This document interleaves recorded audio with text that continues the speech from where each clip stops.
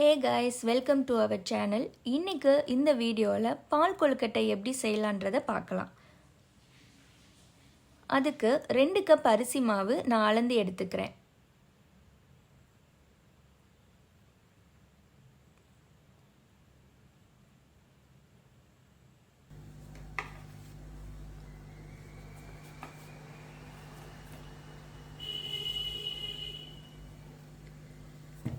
அரிசி மாவு இப்போ அளந்து எடுத்தாச்சு. அந்த மாவுக்கு தேவையான உப்பு, அது கூட கொஞ்சமாக தண்ணி ஆட் பண்ணிவிட்டு இந்த உப்பு தண்ணியை மாவு கூட கொஞ்சம் கொஞ்சமாக மிக்ஸ் பண்ணி கொழுக்கட்டை மாவு பதத்துக்கு பிசைஞ்சு எடுத்துக்கலாம்.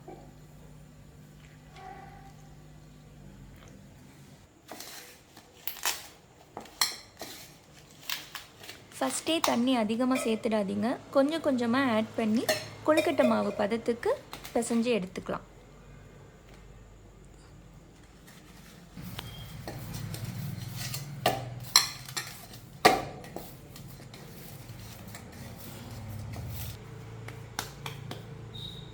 இப்போ மாவு பிசைஞ்சு எடுத்தாச்சு.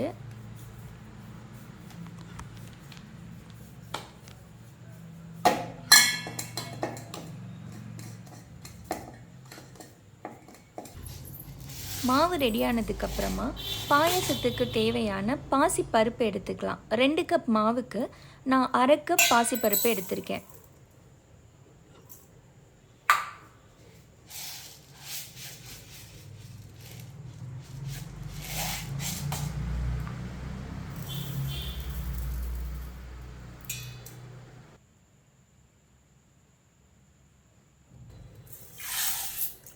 இப்போ இந்த பாசிப்பருப்பை தண்ணி ஊற்றி நல்லா அலசி எடுத்துட்டு தனியாக ஒரு பாத்திரத்தில் இதை வேக வச்சு எடுத்துக்கலாம்.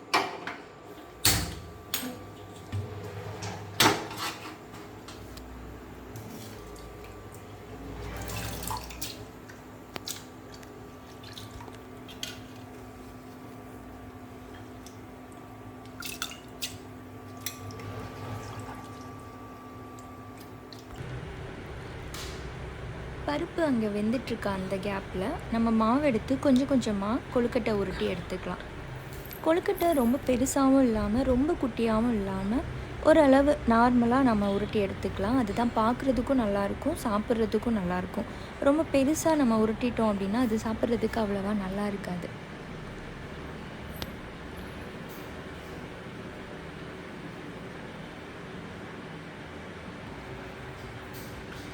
கொஞ்சமாக மாவு எடுத்து குட்டி குட்டியாக நம்ம ரவுண்ட் ஷேப்லேயும் உருட்டி எடுத்துக்கலாம். தென் கொஞ்சம் நீளமாகவும் உருட்டி எடுத்துக்கலாம்.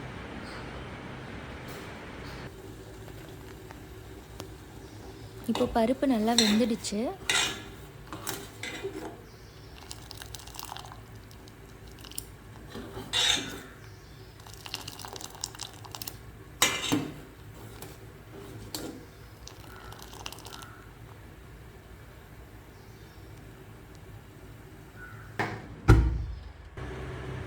நம்ம எல்லா மாவையும் இந்த மாதிரி குட்டி குட்டி பால்ஸாக உருட்டி எடுத்தாச்சு.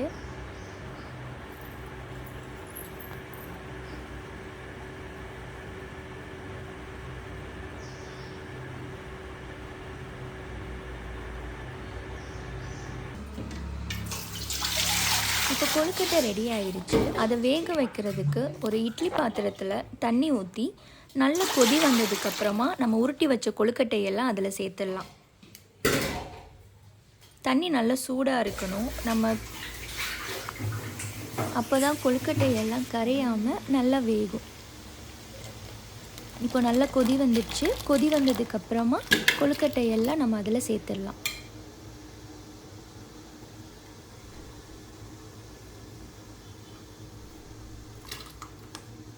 தண்ணி கொதி வர்றதுக்கு முன்னாடி நம்ம சேர்த்தோம் அப்படின்னா மாவெல்லாம் கரைஞ்சிடும்.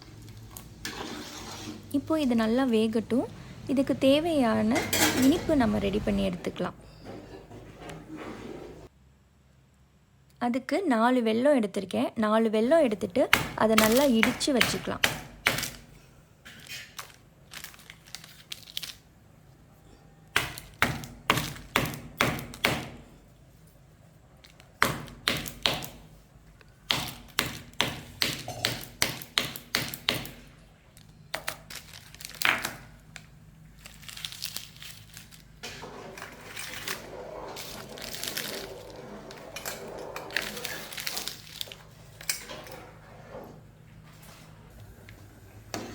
இப்போது கொழுக்கட்டை நல்லா வெந்துடுச்சு.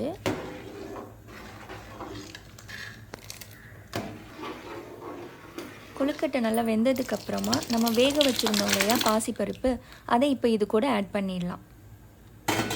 ஆட் பண்ணி நல்லா கலந்து விடுங்க.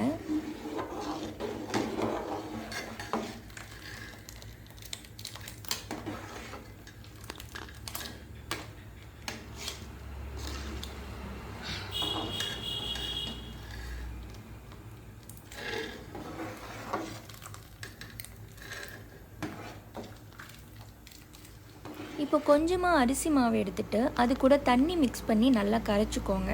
கரைச்சிட்டு அதை நம்ம கொழுக்கட்டை வேக வச்சுருக்கோம் இல்லையா, அதில் மிக்ஸ் பண்ணிடலாம். அப்படி பண்ணுறதுனால என்ன ஆகும்னா ரொம்ப தண்ணியாக இல்லாமல் கொஞ்சம் திக்காக இருக்கும்.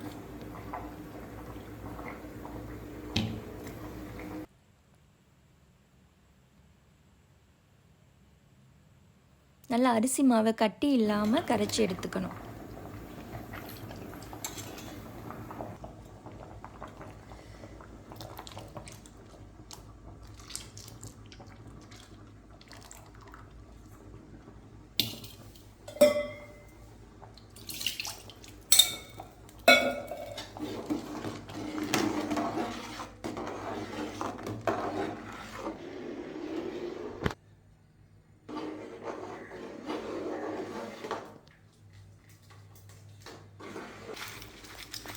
இப்போது நம்ம உடைச்சி வச்சுருக்க வெல்லத்தை அது கூட ஆட் பண்ணிக்கலாம்.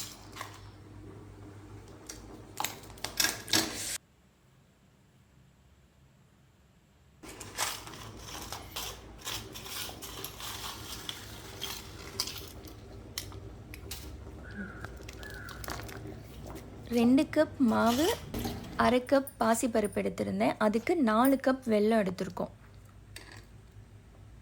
இப்போ அந்த வெல்லம் நல்லா கரைஞ்சதுக்கப்புறமா ஏலக்காய் தூள் கொஞ்சம் ஆட் பண்ணி அதை நல்லா மிக்ஸ் பண்ணி விடுங்க. இதுக்கு நல்ல ஒரு முழு தேங்காயை துருவி எடுத்து அதை மிக்ஸி ஜாரில் போட்டு அரைச்சி எடுத்துக்கலாம். நல்லா நைஸாக அரைச்சி எடுத்துக்கோங்க. ஏன்னா நம்ம இதை பால் தனியாக வடிகட்ட போகிறதில்ல, அரைச்சதை அப்படியே நம்ம இதில் ஆட் பண்ண போகிறோம்.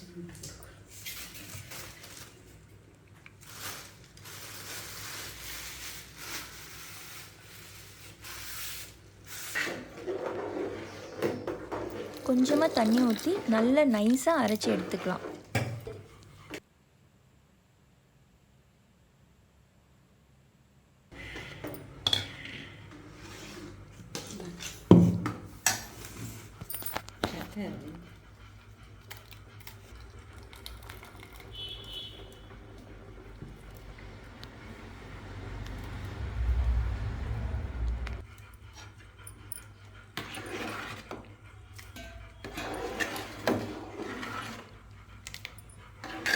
இப்போது இது நல்லா திக்காயிடுச்சு.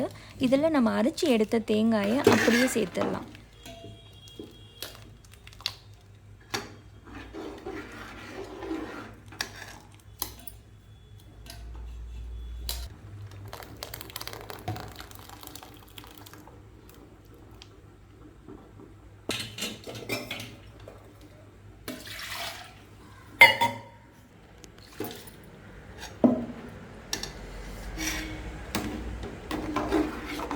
தேங்காயை இது கூட சேர்த்தாச்சு. இது நல்லா ஒரு கொதி வந்ததுக்கப்புறம் கேஸ் ஆஃப் பண்ணிடலாம்.